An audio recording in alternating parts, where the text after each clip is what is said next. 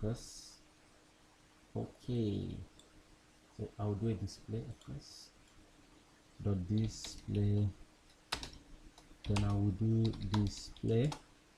I'll flex it, of course. Okay. Then the next thing I have to do, just like we did in our basic development. Okay. So nothing has changed much except that you have to kind of stick within the rules that React demands. Okay. Like in the ordinary index.html, you don't do return, render, and stuff like that. So if you can just understand these methods, lifecycle methods, all these state and stuff, the HTML part is still the same. Okay, nothing has changed. So here I will of course I will copy this because I want to do is proper styling here. Then I will do, remember this, the selector is id, so hash. Then I will do width. Okay, I want to give it 70%. Then I will do a margin. Then I want to say auto. Okay, so if I, okay, so this here, right here, let us see if something is coming to us. Okay, something is definitely coming to us. Okay, so you see we are having something at the moment. So if I come here and I say div, okay, that is the inner div. So remember the greater than symbol. If you have seen our tutorial, okay, the greater than symbol means we need to select only the divs, outer divs. Okay, do not select these ones, do not target these ones, just these ones. Okay, the ones outside. Okay, so we have to, let me first of all give this a border so that we will get a visual.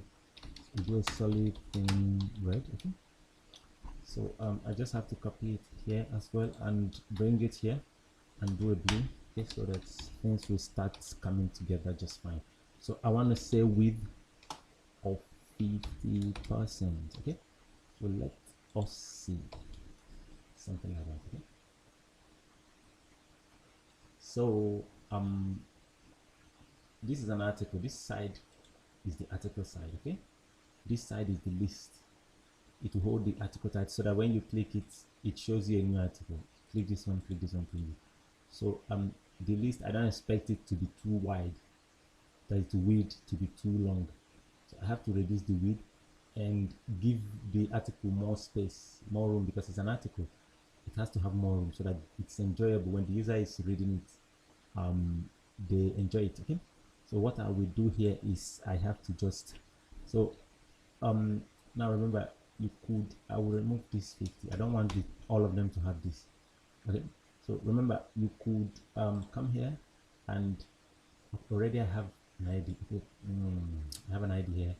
I was going to use a pseudo, but since we already have an ID, so let me just give the other one an ID and leave pseudo. Okay, the thing is that I don't recommend pseudo as well. The pseudo say call this main article body. Pseudo is not something I recommend because as soon as a tag changes position, you get behavior. Pseudo will start giving you behavior. Okay, because pseudo is a thing of n child second.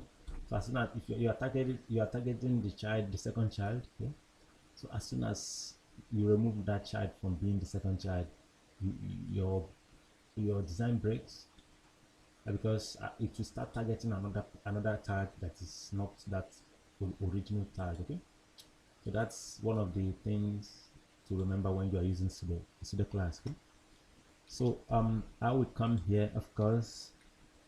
I will come here and I will definitely do a width here. I want to give it a 30%. In fact, I want this width to be fixed. I want to go with EM. Okay, I just want it to not shrink down with the browser. Okay, so I just want to give it EM, or I will just say min width. Okay, So I will come here, of course, then I will select this as well, because let me just see what I'm looking at the moment. I have a 30, you mean? But let me do 20 and see what changes. Something like this. Okay, so I want to also go back here and change this to 8. Okay, so I want my article to have a very big this. I think I'm okay with this. I'm contented with this size, and of course this as well. So I'll proceed to style this, then after I will style this. Okay, then after I'm done I will, okay, let me just quickly uh, so forgive me if I'm too fast, because uh, it's a complex design, so I'm used to being too fast. That's how I cover more grounds. Okay, so but I'll try to not be too fast. Okay, let me just here maybe I'll go somewhere here and get an img so that we are faster. Something like this, something like this. But if I do an img, let me see, this will work, of course. Let me say, let me get something, let me get something that is already fixed. Okay, so that things will start coming to us just fine. Let me put this img here. If I do refresh, let me just something, a dummy picture to drive home. Oh, this is styled a little bit. So let me see. So why am I having that style coming out? Do I have another source? Let me see. Perhaps I have another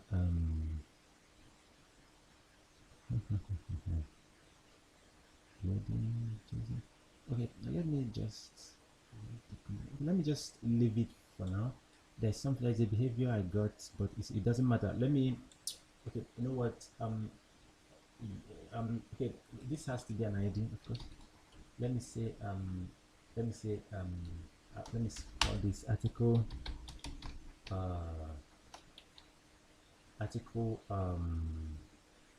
article article is too obvious. Article let me say blog img. Okay, so let me come here and let me give this a width of 100%. Okay, then let's see what we're having. Okay, something is coming to us this one. Let's just go with this photo. Okay, just it's a dummy photo. It's a photo of a city. Okay, so let's just go with it, and it will just help us in our styling. Okay, so that things will make sense. Okay, so let me start here to style. Okay, when I'm done here, then we'll move on to this side. Okay, so let me see, okay, let's target this article right here. So here, so we do our div. So remember, we are targeting the divs, that is the children. So here, so the first thing I don't like here is there are two there's no space between each line. So the first thing that comes to my mind, so that's how the css property works. Okay, when you look at the design, you know what's off. As soon as you see what's off, properties will start coming into your head. The first one that comes to my head is line height. I have to adjust the line height. It's not right. Then I want to give them a divider, a line that divides them, to say that okay, this is this section, this is that section. Okay, so let's just do that. Okay, so I'll say line height. Okay, then I will say maybe I'll say 2em. Then I will say border bottom, and I will say solid theme hash. I'll do a sorry, I'll do just something light gray. Let's see where we are doing it. Okay, this is not bad. So another thing that comes to mind is padding. Okay, because as you're designing, as you're looking at your work, properties will be coming into your head. Okay, from the distortion, you know the right property will come into your head, what to use here. Okay, so you see the importance of creating a border first. Border gives you a visual understanding of what is happening, your container, then we'll still remove it later. Okay, so if you're, it's recommended, I recommend it to always write out a border so that you'll be seeing your parent container and be seeing what you're doing. It helps you understand, or it helps you through your design. Then when you're done, you remove the border. Okay, so I think this is normal almost everywhere.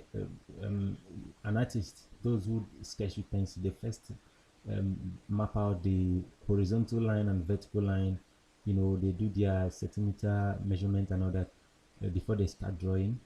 Okay, those who build, constructors, okay, they do the same as well. They first use materials to reinforce the building, then after they remove the materials like sticks and metals that are not part of, shouldn't be part of the, they are just part of the construction, but they are not part of the building. So the same is here. Okay, the border is part of the construction, but the user doesn't have to see it. Okay, so I'll do a padding.